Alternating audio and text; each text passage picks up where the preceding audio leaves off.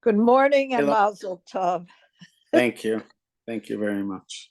David, Thank we're you. on. We weren't sure we were going to have class because tonight Yes. you're not. So you must be leaving in the middle of the day or something? Yeah. Yeah. Oh, Thank you. Yeah. Ha. Okay. Oh, when actually is the bris? Tomorrow or? It's Thanksgiving at 8:30. Oh. Yeah. So you'll be there for things. Well, yeah. Okay. Yeah. We're actually driving. That's why I'm going with one of my sons. We're going with one of our sons. Uh-huh. Okay. Driving's probably better at this time because of Thanksgiving, the airport, forget it. Yeah. Yeah. And as long as somebody else is driving, at this stage, I am conceding to the fact that I get tired quicker when I'm driving, but I still do. Yeah. What stage is he at? He's at a stage where he's conceding he can't do the driving. He gets tired driving. So he's one of his sons. What, Sruli? Yeah. Yeah, I think I'm going with the AY. I think they're both going, but I think I'm going with them. I didn't realize that Moshe lived in New York. I thought he was in Israel.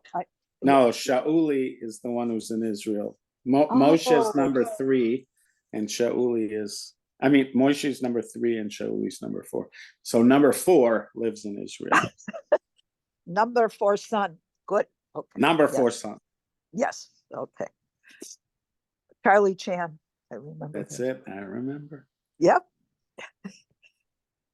Rabbi, when David and I were first married, our Sunday mornings were Sherlock Holmes followed by Charlie Chan.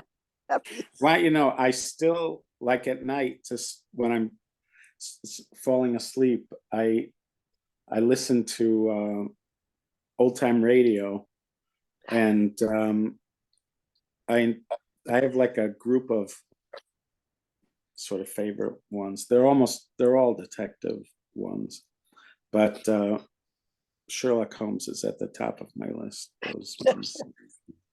The old time. Yeah. What was it? Basil, what was his name? Basil Rathbone and Nigel Bruce. Nigel Bruce was Watson. It was Watson, right? Even though, like in the stories, they're much younger. They're like younger, but somehow Nigel Bruce became my Watson. My Watson on that.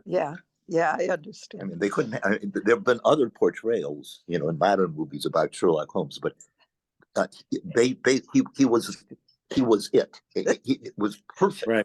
Yeah. There's on YouTube. They have. I think they still have the whole series with Jeremy Brett, the BBC, where they did the shows. Like they did like masterpiece kind of things. Yeah. And Jeremy Brett is Sherlock Holmes. And yeah, I could do any Sherlock Holmes. I've watched every different Sherlock Holmes, including Benedict Cumberbatch and the like. Even what do you call it? The one with the American one with Lucy Liu as Watson. Oh, I didn't Elementary. know about that. Oh, yeah. Elementary. Oh, I heard of it. Yeah, right. Even that one, I can watch pretty much anything. All right. Okay. Rabbi, did you see Golda? Just a question. I couldn't sleep last night, and I watched Golda. And no, I haven't seen it. What did you think? Well, I thought it was good. The resonances with today, it was so much different watching it today than it would have been a month ago or 6 weeks ago. Yeah. Right away, they were making, because it was the 50th anniversary. That's why I guess right. It's time for the movie, but because they had been talking so much about the 50th anniversary, the parallels were being spoken of right like on October 7th, they were already making the parallels. Yeah. Okay, so this mitzvah 172. Just Before before I was thinking about what we said, like, so in what I think the fourth bracha, when Esrei, slach lanu, yeah, right? Yeah. And so we wonder, why is that there? And so perhaps that it's something like, Zachor ki afor anachnu. We're going to screw up. We know that. So, sort of look favorably on our future transgressions, which we know are going to take place. We haven't done them yet, but almost by design, there's going to be things to apologize for. And yeah, so that's what I was suggesting would be the kind of forgiveness you're asking for on a regular basis in the normal course of a relationship. And that's why it's built in, because there's always something that, because we're imperfect. That's why I was using this example from Brock Purdy from an interview he gave the other day, because technically he had a perfect passer rating. So he kept on being asked about his perfect game, and he was qualifying it by saying there were still several plays I want back. In other words, even on your best day, there's stuff you're doing that you feel is but this isn't deserves that kind of. But the view I'm having is more it's future oriented, not past oriented. Right, but chatanu. So you'd have to say, you could still do it, but slach lanu b'inu ki chatanu. We have sinned, not we're going to sin. It's like in the text, it says we have sinned. Yeah. But you could say that what it means is we've sinned in the past, we're going to sin in the future. That you could say something like that. Again, when people talk about the fact that everybody makes mistakes, so again, I'm dividing it into two categories. There's a realization that in our everyday path, there's going to be mistakes, and then there's the big mistakes. Everybody makes big mistakes too, but they almost deserve two categories. And so that's where I was trying to go with it. But yes, I mean, this is one of the classic, very important questions about tshuva. Why do we say slach lanu right after Yom Kippur? Okay. Yeah. I had actually missed the first part of your lecture in the yesterday, so you probably answered the question. I apologize. So that was mainly my path in it yesterday, was that there's these two categories. Also korban, there are the same kind of thing with korban. That's sort of why we're talking about it, that you have regular korbanos built into the day. There's still korban. There's still for the purpose of bringing us closer. Now, you could say, if you haven't done anything, why do you need to be closer? Because that's the nature of relationships. There are gestures that are meant to be part of a healthy, loving relationship for the purpose of keeping you close, even though no dramatic betrayal has happened, but just in the regular course of a relationship, there's a tendency to slip back, that Ratzova show kind of thing. Anyways, Okay, so the Rambam is in 172. He says that he has commanded us to listen to all the prophets, to do all that he, I guess a singular prophet, commands, even against a commandment or a group of these commandments. So the mitzvah itself is to listen to them. He's including certain circumstances in this just to show how far it goes that you're supposed to listen to them. So first of all, in a society where prophets are a regular part of the lifestyle. So again, when we look back, when we're looking now and we're trying to figure out what could be better. So a lot of us have fallen into a situation that, things are pretty good. Look at Israel, look how many people, I'm not talking about the war. I'm talking about within Jewish society. You have, and I'm not talking about the schisms in Jewish society, but as far as institutions go, look at how many schools there are, how many educated Jews there are. This has to be, in world history, one of the points where Jewish education would be said to be flourishing. Again, even though there are lots of people that opt out, etc., but there really is a lot of high quality education that's available to a broad spectrum of different Jews, and so some people think we're doing great, and you could fall into that. You could sort of be lulled into that. Again, at moments like this, we realize that sinas chinam and the schism between Jews is intolerable, and that's something that certainly needs to be fixed and is at the top of the agenda. But when you're thinking about other things, you can be sort of lulled into the sense that we've got it pretty good, but we don't have the major institutions that are part of a fully functioning Jewish people. We are dysfunctional on many, even in the societies or collection of Jews who are trying their hardest to live according to the highest designs of the Torah.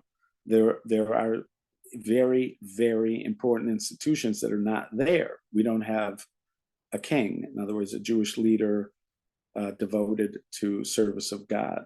We don't have a Sanhedrin, a legislative body and judicial body that are making decisions according to the Torah. And we don't have the Beis HaMikdash, and with Kohanim functioning and Levim functioning and the Jewish people coming and participating. And we don't have Nevi'im. Nevi'im were an expected part of the life of the Jewish people. These various institutions that are at different points were sort of the executive bodies of the Jewish people. They're all not there, and so certainly in the model that the Torah presents, we're missing almost all of the major institutions that are meant to be in place in order for the Jewish people to be functioning in a healthy way. And one of those are the prophets. Now, this is just a kind of digest, but it seems like the prophets, there were many different expressions of a Jewish people that had prophets in it. One is that this was a path to a spiritual connection to God, along a kind of path of enlightenment, but connection to God on a deeply spiritual plane. Rabbi Yehuda Levi in the Kuzari asks the king, the Chaver asks the king, they get involved in a discussion about the opportunity for the best relationship with God. The king assumes that a righteous person would pine away till they die, so that they are then open to the closest and deepest relationship with God. But the Chaber tells them that that is not the Torah's view. The Torah's view is that you can have the closest and deepest relationship with God in life on this plane. And that would be the Navi. In fact, when he talks about the different layers of creation, so he speaks of Domain, which is the silent layer, which many would call the mineral layer. And then there's the Tzomach, which is the vegetative layer. And then there is the Chaya, which is the animal layer. And there's the Medaber, which is the human, the speaker. And then there's the Navi. Then there's the prophet.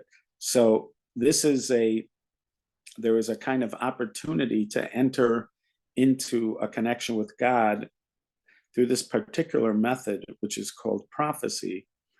And that is, in the words of the Kuzari, a connection to God that rivals any connection in any circumstance that the human being the soul could find itself in.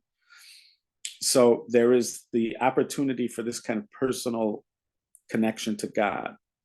There's also the role that is described in Tanakh, which is as somebody you could go to count for counsel, for advice, for answers to questions. And then there is the Navi as a spokesman.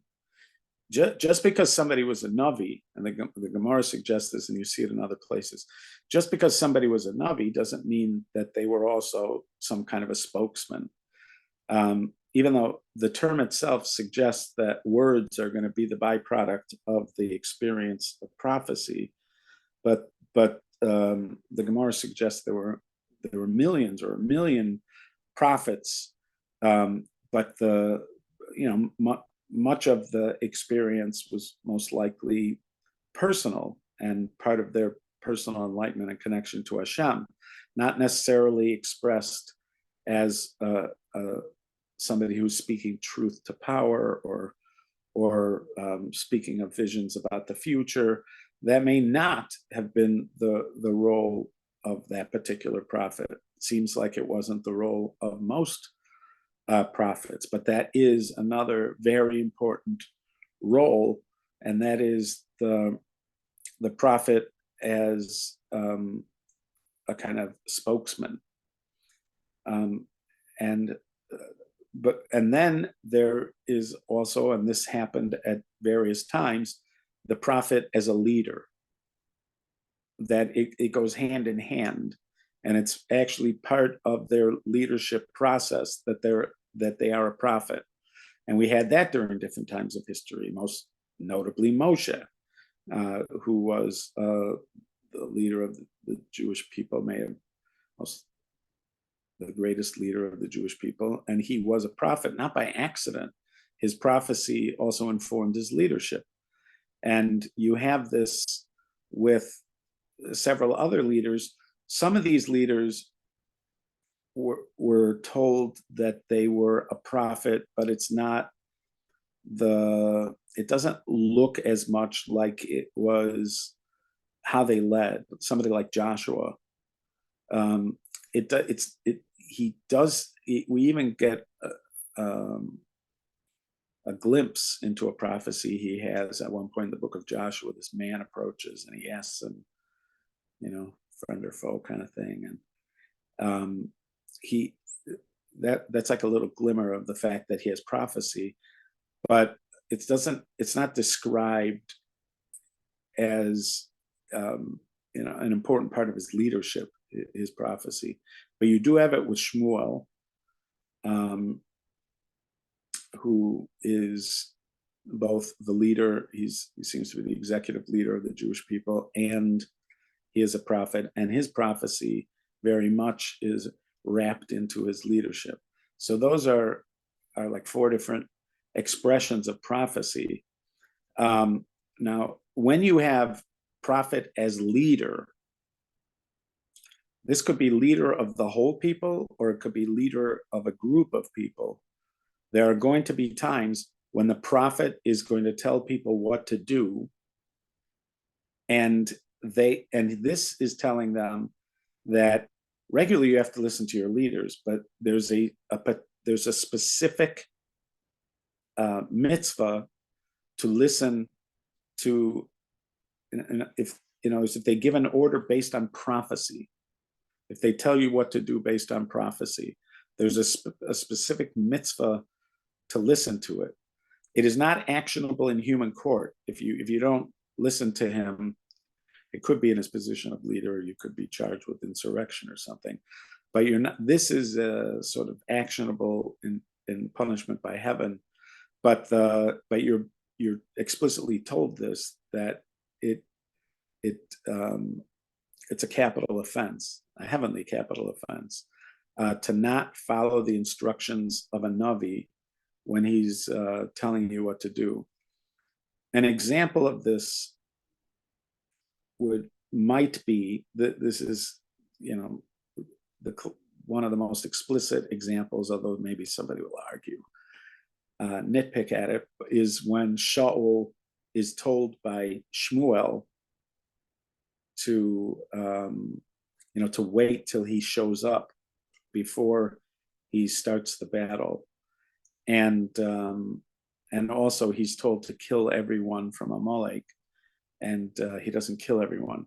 So those are examples of somebody who's not following through on the words of a Navi, and that's the king who's not following through on the words of the Navi. So this means that there are times when the Navi's orders rise higher than the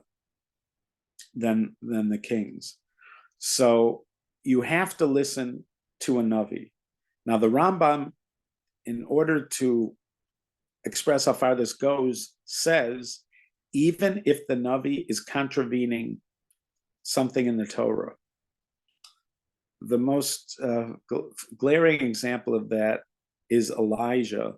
When Elijah tells the people, now he's not leader of the entire Jewish people here, but he is perhaps the chief prophet of the time. It looks like that from some other stuff that you see around his life in the Book of Kings. But he's certainly one of the chief prophets of the time. And he tells the people to set up altars. This is on Mount Carmel. He tells the people to set up altars on Mount Carmel, and there's going to be an altar to God. There's an altar to Baal, which the priests of Baal are going to manage, but then there's also an altar to God. And we've seen before, you can't bring offerings outside of the Beit HaMikdash. So that would be in violation of one or several laws of the Torah. What he's setting up to do, it's considered one of the great miracles in Tanakh, but technically it involves violating a Torah law. So this is explained that in what we would call emergency circumstances, emergency law, that a prophet is allowed to ask people to violate a Torah law, and you have to listen to him. You have to listen to him in that scenario. If a prophet would say, I have now received prophecy, and the Torah is changed, like we have a new Torah, and the rules are different. So let's say, I don't know the theology of early Christians, but I've read a little bit about it, but I don't know it well. But let's say somebody says that you no longer have to keep the laws that are written in the Torah entirely. There'll be some that you do and some that you don't. That there's a new testament, there's a new covenant. So that would be an unacceptable violation of the Torah, even if that person had the status of prophet and they asked you to do that. They don't have the power to do that. And the Torah says, are to be put to death, because they are a false, at that point, they reveal themselves to be a false prophet. So he makes it clear here that he says here on the second line, even against a commandment of a group of these commandments, and this is on condition that it be temporary, that he not command a permanent addition or eradication, as we've explained in the introduction of our composition and the commentary on the Mishnah. But it does muddy the waters that he can even do it on a one-time basis. It certainly is a challenge, you would imagine, to people that want to follow him if he's asking you to do something that violates the Torah. There are several elements of the role of prophet within the community that really ask you to put your faith in a person as a spokesman for God or a channel of God, etc. And even when you believe they're wrong. Now, this is also said about sages, that in the, I think it's after this section about the Navi, there's a section of the Torah that some people call the Constitution of the people of Israel. And this is in that section, the one he's quoting here about the Navi. And then the next one is talking about the Sanhedrin, the judges. So over there, we're also told that you have to follow them right or left. And on that, the Midrash comments, even if they tell you what you know to be right is left, and what they tell you that what you know to be left is right, you have to listen to them. And that also there's a death penalty if somebody would stand up against a ruling of the Sanhedrin and insist and not back down. There's even a potential death penalty for this person under certain circumstances. It's called a Zaken Mamre, a rebellious elder. So they're similar in that regard, that there may be times when they're telling you to do something and you think it's wrong, and you still have to follow it. Again, there could be exceptions to that, especially with the Navi. He cites an exception, but for the most part, you are required then to put your faith in people who you know are not perfect and make mistakes, as we talked about at the beginning here. I certainly know that about myself. And we're told that this is the truth about all people. They're fallible and they can make mistakes. And yet I'm being called to follow them. And even under a circumstance when I think they actually are making a mistake at that point. And that's a real challenge that's being asked of people. I think over history, a lot of people have had that issue with the rabbis, with the Sanhedrin. Certainly the Sadducees and other Hellenists and Sadducees had this issue with the rabbis during their time. And there are people who have this issue with the Talmud, for instance, or Midrash, where you'll hear them say they're more comfortable with those commandments that are explicit in the Torah and less comfortable with something from the oral tradition like the Talmud, because they just feel intuitively that the Talmud and the scholars of the Talmud are more susceptible to mistakes than something that was in the Torah itself. And so yeah. Go ahead. So if the Navi says that I should go against the Torah, and then it's abolished, or that it's not something, I don't know how long temporary is.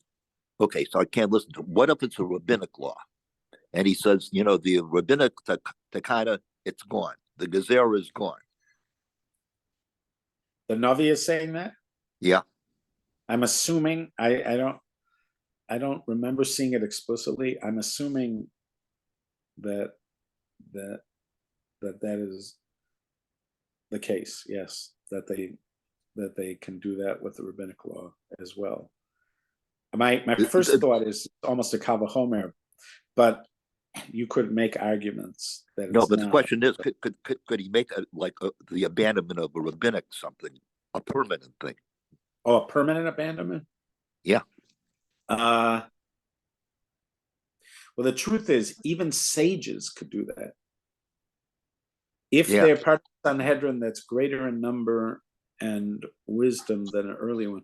For instance, I don't know if we have enough data to fully to have a full sense of what happened, but Hanukkah was almost abolished.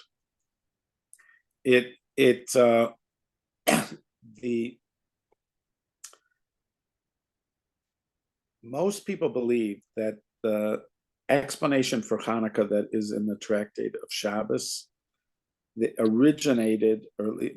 part of it originated in something called Megillus Tainus, which was a scroll of days that you're not supposed to fast or do eulogies. And part of the key to why people think that is because it starts off that way. On Hanukkah, you can't fast or have eulogies. So there was this document. It may have been one of the earliest aspects of something that is part of Torah Shebaal Peh. There was this document of holidays where you could not fast or have eulogies, and included were all sorts of local holidays from different jurisdictions that they declared because of miracles that happened or they were saved. And at one point, they just decided we're done with the holidays in Megillus Tainus. But so the question was, what about Hanukkah? And I'm pretty sure it was Rabbi Yoshua, who was one of the scholars. He just went around the country showing the people that he was keeping Hanukkah as part of a program to make it clear that Hanukkah is not going to be abolished. It seems like they could have, but they chose not to abolish Hanukkah. So that would be an example, because Hanukkah is by decree of the Sanhedrin. The mitzvahs are considered mitzvahs d'Rabbanan, like Hanukkah candles, etc. So that would be an example of the sages undoing it. So your question is, could a prophet undo it? I'm assuming that if a prophet can do that to something that's biblical, a prophet can do that to something that's rabbinic. I'm assuming that, but I can see how that's not absolutely clear.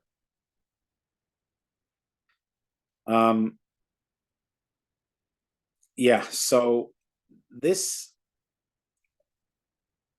especially also because we've had the experience, and certainly they must have had the experience, where you have somebody who you believe in and you believe is holy and is the source of your Torah, and then you find out that there was some kind of inner corruption, and you are burnt by it, and you lose favor. You lose a sense of connection to God, because this person was so much a part of your connection to God, and it could be devastating, absolutely devastating. And I've read about people in other faiths that happened to, but certainly it would parallel what would happen if somebody had a leader like that in the Jewish community. So that, and also the possibility of that somebody could seem pious and seem holy, and could have decades of a kind of consistent behavior that really leads you to believe that they're absolutely a prophet. And then you find out that they've been corrupt the whole time. That's possible. And because that's another thing that adds to this thing that makes it hard to do. It's a very hard thing to do. There is something within the modern day religious community. This exists both within the Hasidic community, and it exists within the yeshivish community. And I believe it also existed in the Sephardic community. But in the yeshivish community, they call it Das Torah. Das Torah. Das Torah is a notion of knowledge that is to some degree above just intellect. There is this assumption that amongst certain rabbinic figures, their halachic intuition is to a degree that it requires you to listen to it, even if you don't understand it. It's Das Torah, they call it. So let's say, somebody who may have, according to most people, have had that would be somebody, let's say, like Moshe Feinstein. So he may rule on an issue, and there might be a lot of people that are not sure about it, other scholars, but they may feel compelled to listen to it because it's Das Torah. This is something that you see a lot of people studying, how this emerged and exactly what the boundaries of it are, but it gets evoked a lot. A lot of times you'll see posters and it'll say Das Torah. The internet is forbidden, Das Torah. And that what is being asked for you is to not just look up the various opinions and see if you agree. You're being asked to follow it, even if you disagree. Now without a Sanhedrin, it's that rule that you have to follow. What the Sanhedrin says will not apply because there was no Sanhedrin. But the question is, in situations like this, is there something like it, a kind of fealty that's expected from the masses to an opinion or decision by a scholar who is said to possess Das Torah? So that is, again, something that is evoked a lot nowadays. It's somewhat mysterious, and there's been a lot of people lately who've been trying to explore it and explore what the parameters of it. And then within the Hasidic community, you have the position of the tzaddik. Again, this tzaddik is said to possess something. They're not calling him a prophet.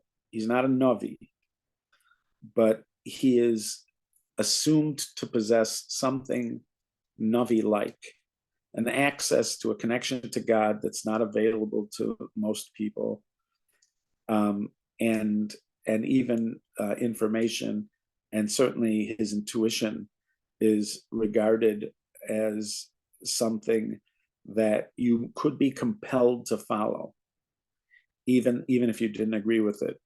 And that's part of the role of being a chassid in relation to the tzaddik, is that it is something like what's being asked for the Navi, or what's being asked from the Sanhedrin, that they have this particular kind of role, and they have some kind of connection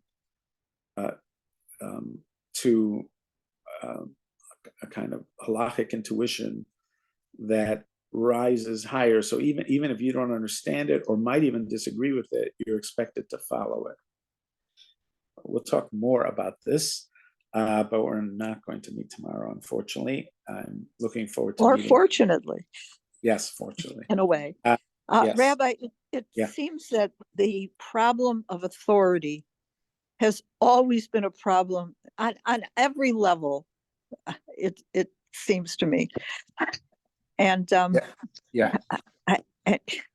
it seems like authority in some cases is more important than whether it's right or wrong. You listen to the authority. Of course, in the army, you think of things like that. Right. And there are times in the Gemara, for instance, where Rabbi Gamliel will make a ruling, a sort of surprising ruling, for the purpose of protecting the institution of the Sanhedrin. Right, and that you see that a few times in the Gemara, where they'll make rulings to protect the institution. Yeah. Right. Yeah. And it's just always. It reminds me. A group of my friends have been, online back and forth discussing who would be a good candidate for if we can't have this one, that one, and all it reminded what I sent to them was Isaiah 6:8. It said, "Who will I send, and who will go for me?" Right. He volunteered. Right? And he volunteered. Right. So anyway, marvelous trip, and mazel tov again. And okay. And bye-bye. Bye-bye.